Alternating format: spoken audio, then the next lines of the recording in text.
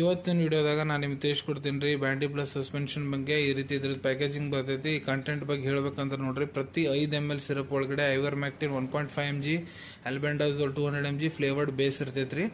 So ಈಗ ಇದು ನೋಡ್ರಿ, ಸಿರಪ್ ಟೋಟಲ್ ಇರೋದು 10 ml ಇದ್ರೊಳಗೆ ಇರ್ತೈತಿ. ಸೊ ಆಲ್ಬೆಂಡಾಜೋಲ್ ಐವರ್ಮೆಕ್ಟಿನ್ ಏನಿದೆ ನೋಡ್ರಿ, ಕ್ಲಾಸ್ ಆಫ್ ಮೆಡಿಸಿನ್ ಎದಕ್ಕೆ ಬಿಲಾಂಗ್ ಆಗುತ್ತೆ ಅಂದ್ರೆ ಆಂಟಿ ಹೆಲ್ಮೆಂಥಿಕ್.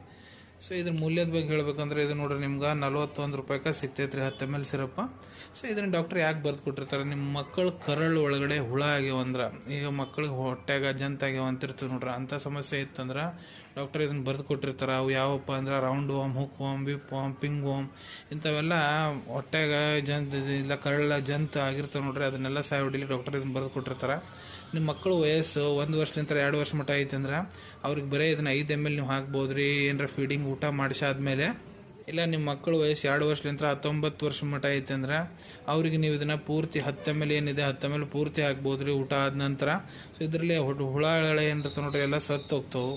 ಸೊ ನೋಡ್ರಿ, ಯಾರು ವಯಸ್ಸು 2 ವರ್ಷದಿಂದ 19 ವರ್ಷ ಮಟ್ಟ ಐತಿ 6 ತಿಂಗಳಿಗೊಮ್ಮೆ ಈ ರೀತಿ ಪೂರ್ತಿ ಇದೆ ಆಂಟಿ ಹೆಲ್ಮೆಂಥಿಕ್ ಮೆಡಿಸಿನ್ ಏನಿದೆ ಬ್ಯಾಂಡಿ ಪ್ಲಸ್ ಇದನ್ನೆಲ್ಲ ಕಂಪಲ್ಸರಿ ಹಾಕ್ಬೇಕಂತ ಗೌರ್ಮೆಂಟ್ನವ್ರು ಹೇಳ್ಯಾರ್ರಿ.